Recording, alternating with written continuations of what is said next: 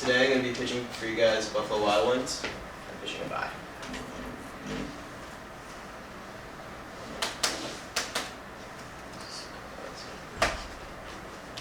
Company overview. Basically, Buffalo Wild Wings is a service company which owns, operates, and franchises its restaurants across the nation and internationally.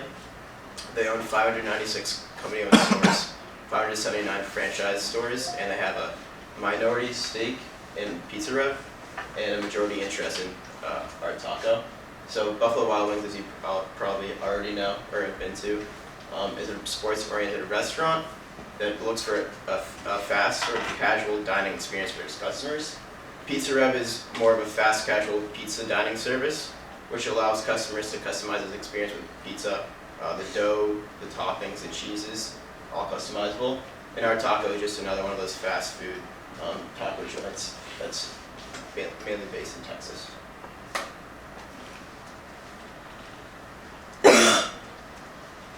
So some of the price history.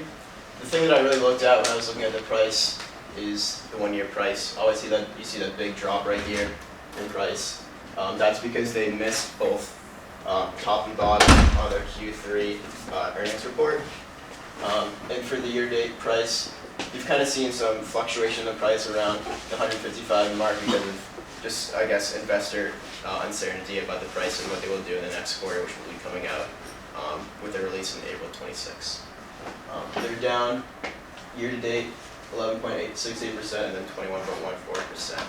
And I have them at a upside of about 27%.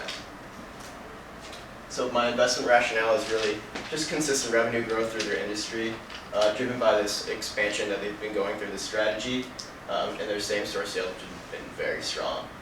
And then, like I said, increasing domestic and international presence. They're looking to expand around 10 to 12 more stores internationally and a lot more franchises internally in the United States. And then they're really oriented off the sports industry, which I see as a growing industry and has been growing, really.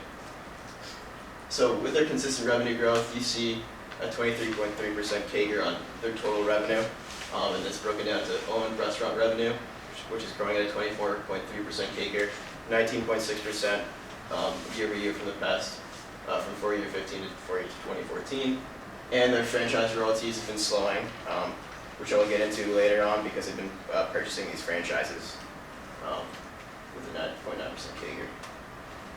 Same-store sales. This is definitely a strong point for Buffalo Wild Wings.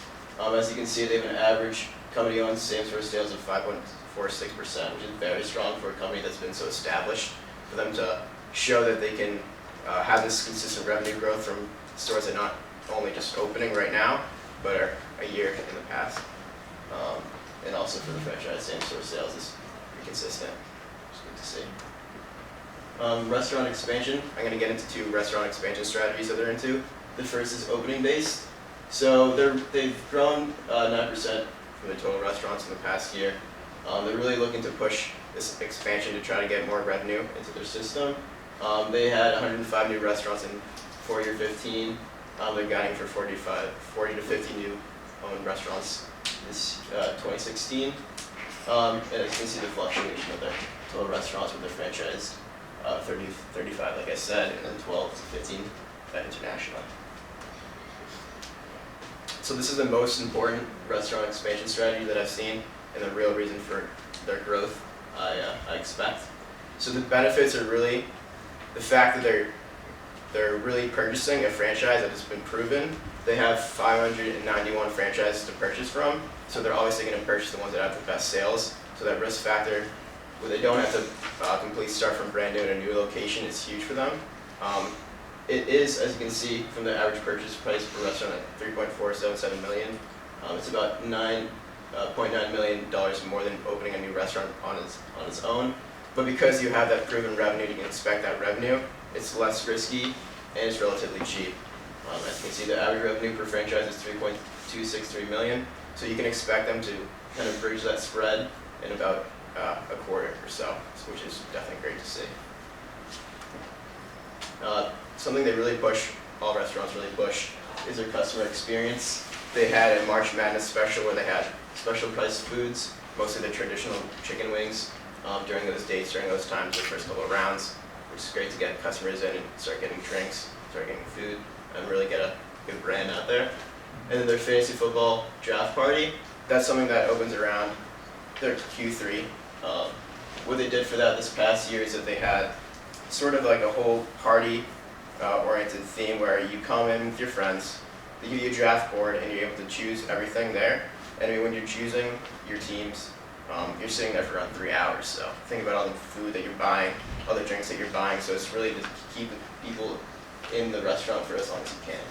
And then obviously most restaurants like Hooters and Buffalo Wild Wings have these weekday specials. So just their Tuesday bone-in special for cheaper price, and then they're boneless on Thursdays. And then with all restaurants, they're trying to stay on the peak of the tech trend. So they have BWCB, completely live advertisement and live shows in sports. And their POS tablet system, which you might have seen at Chili's, is really big because it shows that they're really trying to make sure that the customer is given the easiest transaction, and also it's good for turnover.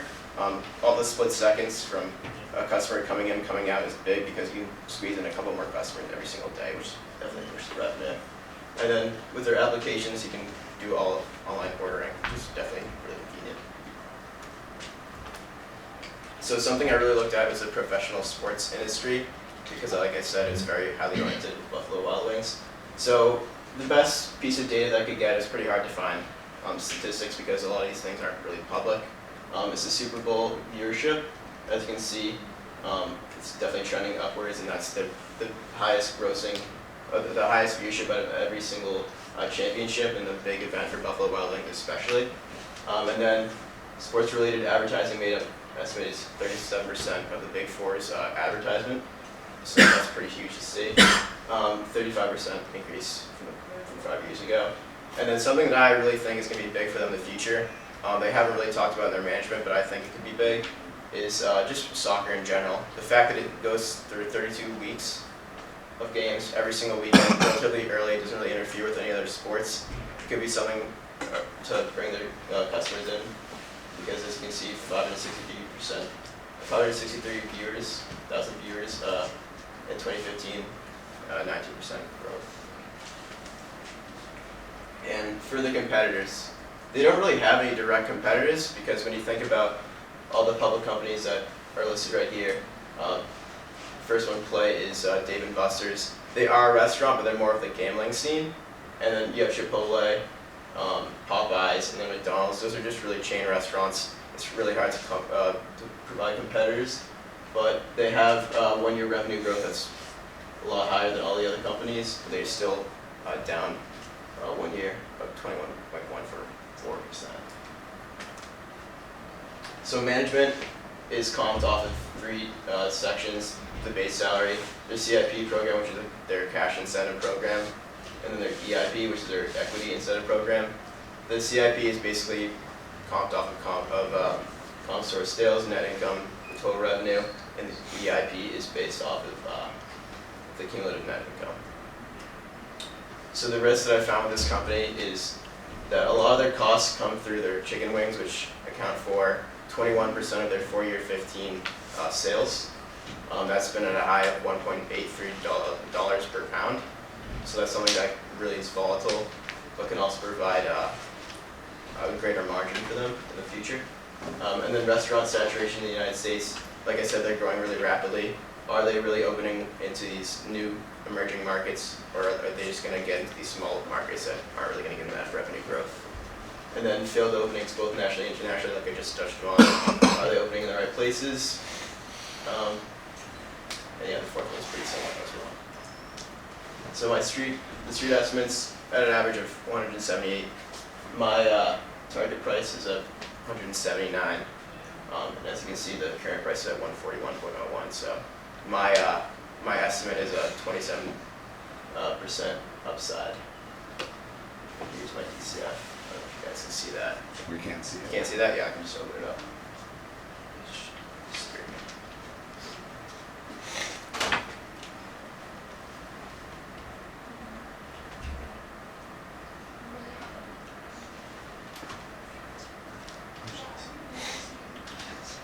Enable editing.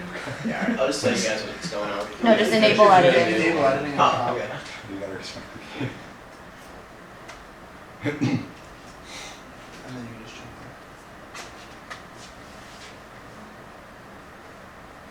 Alright. So the revenue growth is growing about 20%. I project that out to be the same thing for 16, and then kind of slowing because of that growth. I don't expect them to consistently have that. Cost of sales, really like highly oriented off of the cost of sales from their food products. So that's very big. They had a 1.4% increase in cost of sales, which is their food. So that when it trickles down to net income, which is why they were missing both top and bottom in the past couple of quarters. That accounts for a lot. So if that were to change, that'd be huge. Really, what I was looking at is that a lot of these costs are fixed, and I project that the revenue is going to grow, and it's grow at a higher pace in their cost of sales, which will come out with a higher net income. And then a lot of these things are just guidance with capital expenditures. Any questions? Yeah. So you said a lot of the cost of sales fixed. But the volatility or the increase in costs in 2015 was because of chicken prices, Yes. but you have margins improving over the next 5 years. So is that you saying that there's going to be a lot of fixed cost leverage, or that chicken prices are going to fall? I think there's going to be a lot of fixed cost leverage. I really think that they're going to outgrow their sales, the cost of sales. I think that they're going to be more efficient at selling more wings, more product. It also cost of labor is really big for them too. They're going to have expansion, but I think they're going to sell more product from these stores, which will outpace their cost of sales to fix it, the fixed sales, the cost. Okay. I need more convincing, but Yeah, sorry. that's cool. So you got revenue growth, 22% next year. Fifth year you have it 16%. Yeah. How much of it is coming from new restaurants versus comparable restaurants? Sorry, Yeah, you don't have sorry. the numbers here. Yeah, But actually, sometime we should sit down. I should show you the Chipotle model that had that built out pretty cool. Yeah, that's always something. That'll be helpful. But about weekdays, I know Texas Roadhouse is a competitor of theirs, and someone in the past pitched this. Mhm. It's a company that I know can fill the entire restaurant throughout the week. Like there's a wait every time. Do you know about Buffalo Wild Wings, if they're pretty much empty during the weekdays, or if generally they're filled up? I don't know that information now. Yeah, sorry, that'll just be from observation. I Yeah, don't that's think it's something been I'll too definitely much. look into. Can you just talk about the quarter, like why they missed top and bottom? Like I said, just the sales. I don't know. I think it's pretty ridiculous that they're expecting them to have a revenue growth of over 20%. I don't really know why these analysts are expecting that.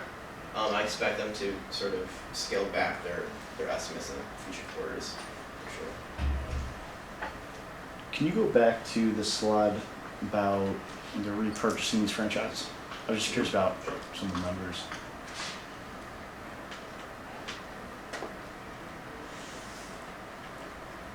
So I guess a way that would be good to think about it is the return on the invested capital. I mean, do you think this is actually a good strategy? I understand the nature of it, but why should we think it's going to work? We got a purchase price of the purchasing each restaurant.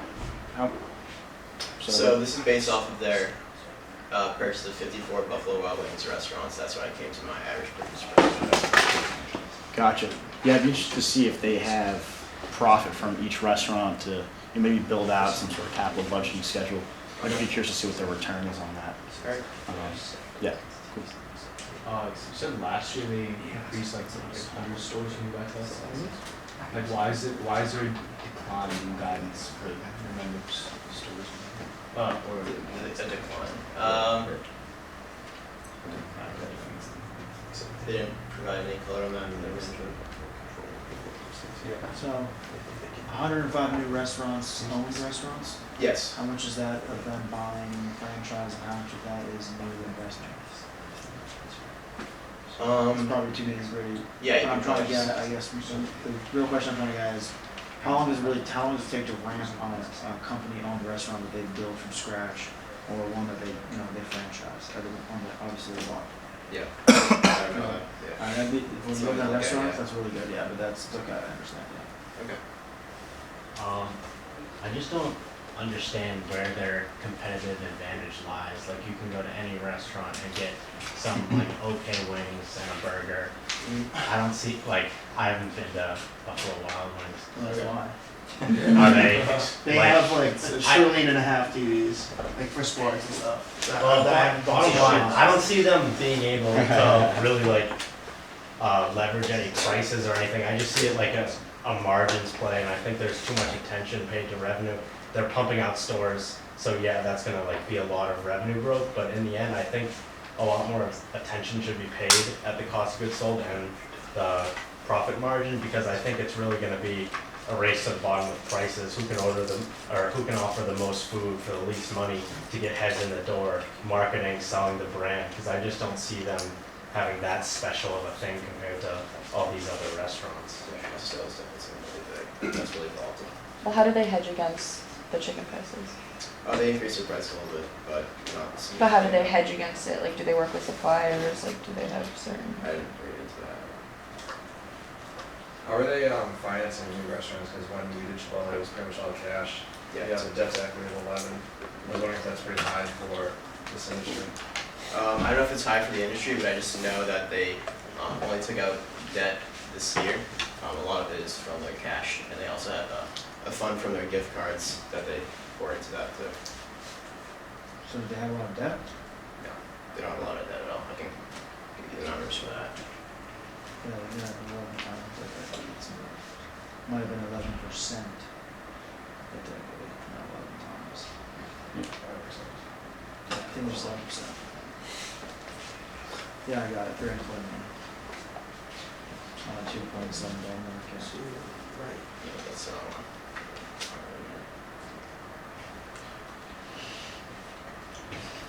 There is the debt. And don't mind the upside, that was to a fault.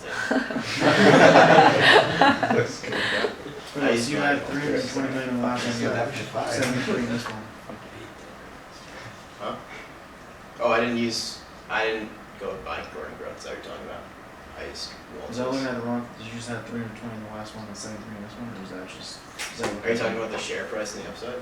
Never mind, it's probably a different presentation. Yeah, it's different. Yeah, it's probably different. Okay, so yeah, that's the net. Yes, that's it. That's good. Okay, maybe one more question. You have a 237% upside? Yeah, totally don't go by that. I didn't, It's probably because your I cost of feel equity it's is so low. yeah, Yeah. What's your beta? 0.51. Okay, that's probably why. Can you do multiples too? Go to Yeah, I the didn't, PCF yes. with the yeah, I just didn't get to that yet. Yeah. So I used a PE multiple. The way that I got to this multiple was looking at the 4-year 15 on PE, then 4-year 16, 17, 18, and I averaged it out to 21.75. And then I came to that share price and upside downside. Because when I went through the, when I just used the EV to EBITDA, I came out with a similar upside of around 200%. I just did not know why. I sat with Nick and Tony, and we weren't able to hash that out at all. So Yeah, it's the best way they could do it. Well,